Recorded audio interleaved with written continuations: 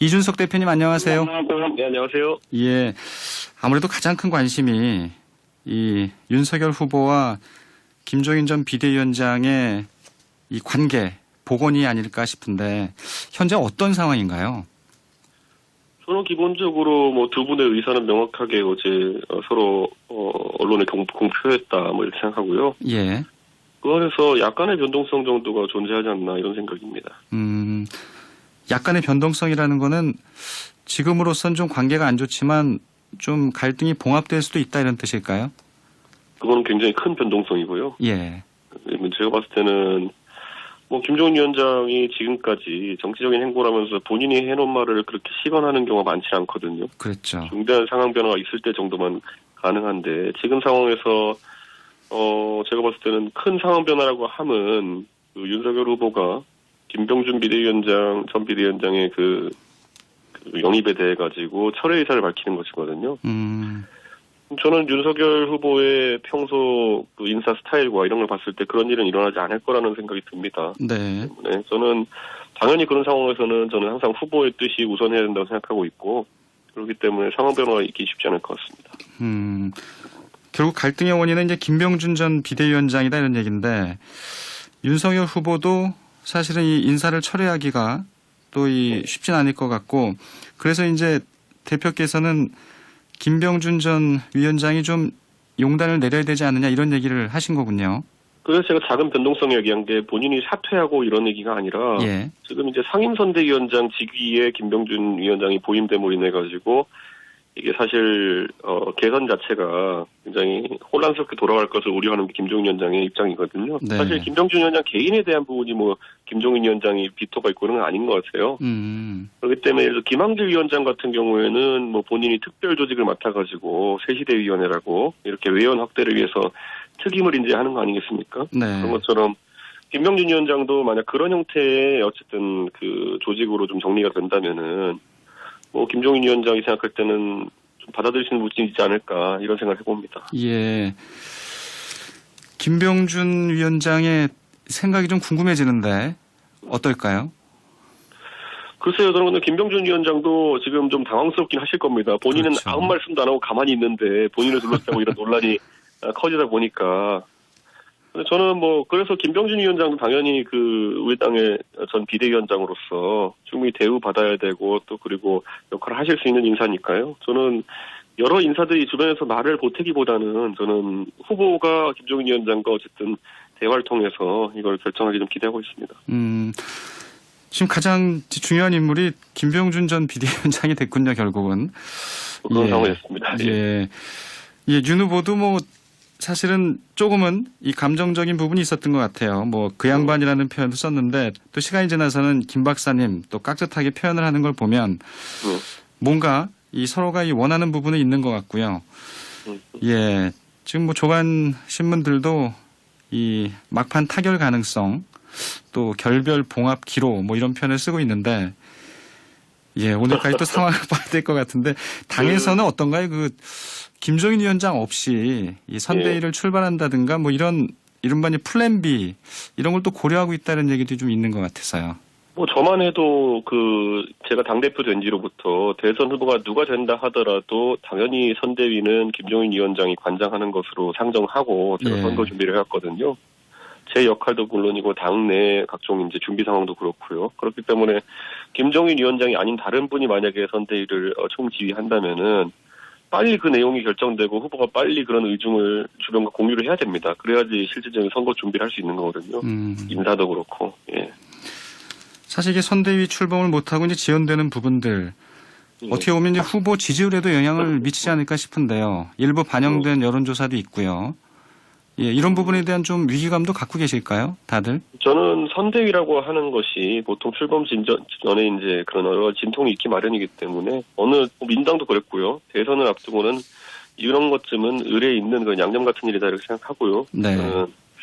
뭐 그런 것에 너무 우려할 필요는 없다. 다만 오히려 선대위가 그냥 시일에 쫓겨가지고 도서없이 출범했을 때 생길 수 있는 혼란함이 더 크고 실제로 민주당이 그런 혼란함을 겪고 최근에 선대위 재조정을 하고 있지 않습니까? 네. 그렇기 때문에 후보가 최대한 빠른 결단을 통해 가지고 컨셉을 잡는 게 중요하다 이렇게 봅니다. 예, 참 이게 뭔가 선대위가 금방 출범할 것 같았는데 이 막판에 이 상황이 상당히 좀 꼬인 것 같고요.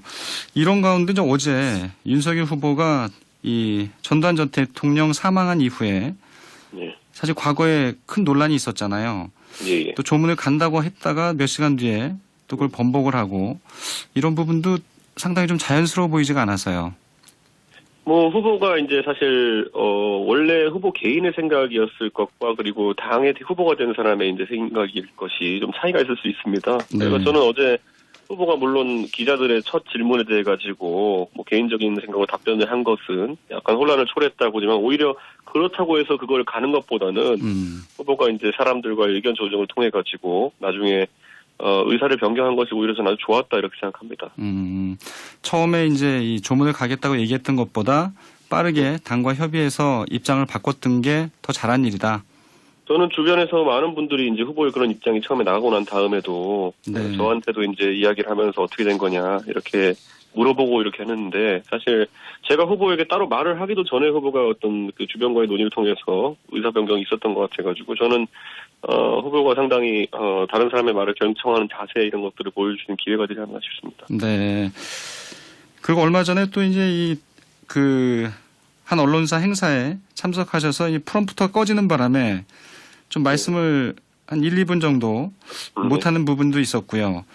요즘 이제 선대위가 출범하지 못하고 있는 상황과 맞물려서 또 여러 가지 또 이 추측이 또 좀 나오는 것 같습니다.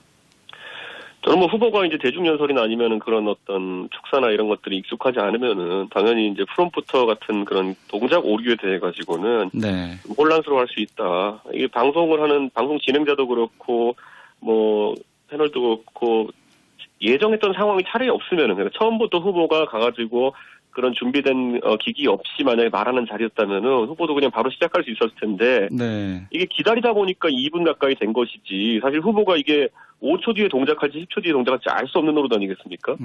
그렇기 때문에 좀 기다리는 시간이 길어졌던 모양으로 보이고 후보가 프롬프터가 없으면 발언을 못한다 이런 상황으로 해석하기에는 좀 성급한 측면이 있고 다만 이제 재가동이 언제 될지 모르고 기다리다 보니까 좀 시간이 길게 기다린 것처럼 되어버린 게 아닌가 싶습니다. 예. 좀 뭔가 전반적으로 좀 어수선해 보이는 느낌이 드는데 어제 이제 경선 후보들과 오찬을 함께 하셨잖아요. 예, 예. 역시 예상대로 다른 분들도 또 못 오신 분이 계시지만은 홍준표 의원 또 유승민 전 의원은 불참했습니다. 예. 어떻게 함께 하시기가 좀 쉽지 않은 건가요? 그러니까 후보도 이제 정치적으로 사실 이제 활동한 지가 얼마 안 됐기 때문에 정치인들 간의 이견 조율이라든지 그들을 설득하는 게 어떻게 진행되는지에 대해 가지고 이제 좀 알아가는 느낌이라 이렇게 생각합니다. 그리고 홍준표, 유승민 정도는 그 당에서 오랫동안 활동해 오신 분들이고 그리고 나름의 어쨌든 장점이 있으신 분들이기 때문에 그분들의 장점을 좀 흡수하기 위해 가지고는 후보가 너무 성급하지도 않고 하지만 꾸준한 노력을 좀 하는 과정이 있어야 되지 않나 그런 생각을 합니다. 네. 사실 이제 관심 중에 하나가 이 윤석열 후보의 부인 이 김건희 씨의 이제 공개 행보가 과연 언제쯤 이루어질까라고 하는 점이 아닐까 싶은데. 예, 예. 예. 저는 뭐 사실 지금까지 우리가 큰 선거마다 그 후보 사모들의 행보에 대해 가지고 많은 사람들이 관심을 가졌는데. 그렇죠. 예를 들어 그거는 전적으로 후보의 그 가족의 어쨌든 그런 어떤 상황에 따라 가지고 달라진다 이렇게 보고요. 예를 들어서 과거에 그 고인 되신 박원순 시장의 사모 되시는 강난희 여사 같은 경우에도 대외 활동을 상당히 제한적으로 하셨습니다. 그런데 뭐 그런데도 박원순 시장 같은 경우에는 삼선하시는데 전혀 무리가 없었고 그리고 배우자 중에서 대외 활동을 또 활발하게 하시는 분이 있습니다. 김정숙 여사 같은 분들도요. 네. 그런 경우에는 대외 활동을 많이 늘리는 방향으로 이제 후보 측에서 기획을 할 수도 있는 것이고요. 역대 대통령 영부인만 본다 하더라도 뭐 김옥숙 여사 다르고 그리고 뭐 소명순 여사 다르고 이희호 여사도 다르고 뭐 이희호 여사 같은 경우에는 본인께서도 이제 여성 운동을 하시는 그런 어떤 활발한 사회 운동가셨기 때문에 그런 게 활동이 굉장히 대두되기도 했었고 하지만은 다른 분들은 또 소위 말하는 내조형으로 이렇게 선거를 치르신 분도 있거든요. 네. 저는 그래서 이건 전적으로 그 컨셉에 따라 다른 것이지 후보 배우자의 활동이란 이래야 된다라고 정해진 건 없다고 봅니다. 아니 이제 이재명 후보의 부인 이제 김혜경 씨가 또 활동을 하다 보니까 예. 예, 관심을 갖고 있는 이제 분들이 많아서. 저는 근데 이재명 후보의 그 배우자의 활동이라는 것 또는 노출이라는 것이 특수 예. 활동에 도움이 되었는지는 저는 약간 의문입니다. 알겠습니다. 예. 예, 좀 안 좋은 일도 있었고요. 예. 예, 대표께서는 이제 이 상임 선대위원장을 맡으셨는데 예. 사실 물론 전체 이 어떤 선대위 활동을 또 다 관여를 하게 되지만 2030 세대 정책과 관련해서 좀 더 집중을 하시는 건가요?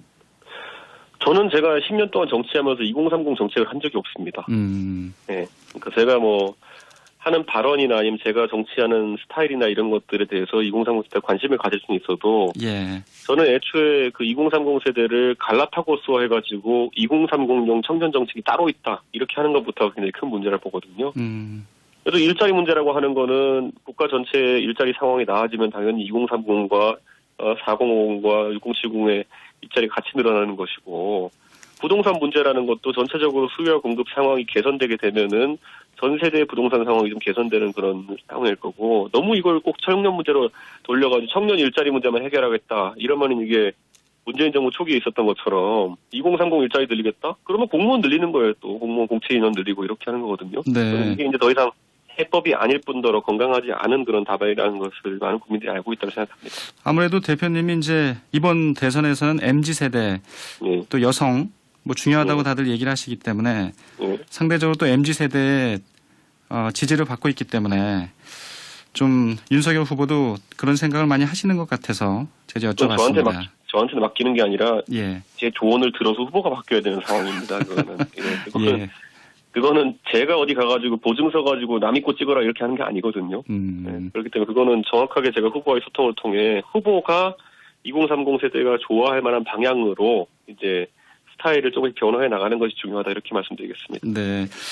이제 상대 후보입니다. 여당 얘기를 좀 해보면 지금 선대위를 완전히 바꾸겠다고 얘기를 하고 있는데 어제 이재명 후보는 조국 전 장관에 대한 여당 내에선 좀 금기시된 부분까지 거론하면서 좀 선긋기를 하고 있습니다. 이런 부분 좀 어떻게 바라보세요?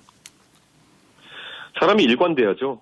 그러니까 예를 들어 조국 사태 때 그런 말씀을 했으면은 이재명 후보가 지금 하지 않아도 될 정도로 다른 위치에 있었을 겁니다. 그 당시에는 그런 부분을 언급 안 하다가 지금 한다고 해가지고 국민들이 굉장히 이재명 후보가 진정성 있게 전향성 있는 발언했구나, 전향적인 발언했구나라고 생각하지 않을 겁니다. 네. 예. 그래서 저는 뭐 그런 움직임이 오히려 좀 다급해 보이고 성급해 보이는 거 아니냐 이런 인상을 줄 수 있다고 봅니다. 끝으로 하나만 더 여쭤볼게요. 더불어민주당이 열린민주당과 이제 합당을 추진하는데 예. 이 부분에 대한 생각도 뭐 부정적이시겠죠? 저는 이렇게 말씀드리겠습니다. 제가 그냥 정치를 그냥 분석하는 사람 입장에서 봤을 때는 네. 열린민주당의 최강욱 대표도 사실 본인 스스로 언급하기를 물밑 접촉이나 이런 게 없었다고 그전에 사전에 없었다 급작스럽게 이렇게 진행됐다고 이제 밝혔거든요. 그랬죠. 저는 그 의미는 간단하다고 봅니다. 지금 이제 열린민주당의 존재라고 하는 것은 지금 나머지 당들과 다르게 열린민주당은 대선 후보 짧게 정리해 주셔야겠네요. 예. 진행 안 하고 있습니다. 그렇기 때문에 나중에 열린민주당의 이재명 후보의 위기 상황 시에 대체 대선 후보를 만들려는 움직임이나 아니면 선거가 끝난 다음에 열린민주당을 중심으로 알겠습니다. 해가지고 혹시 뒤면은 정기 개편 시도가 있을 걸 차단하려는 의도가 아니냐고 생각합니다. 네. 예, 오늘 인터뷰 여기까지 듣죠. 감사합니다. 예, 감사합니다. 국민의힘 이준석 대표였습니다.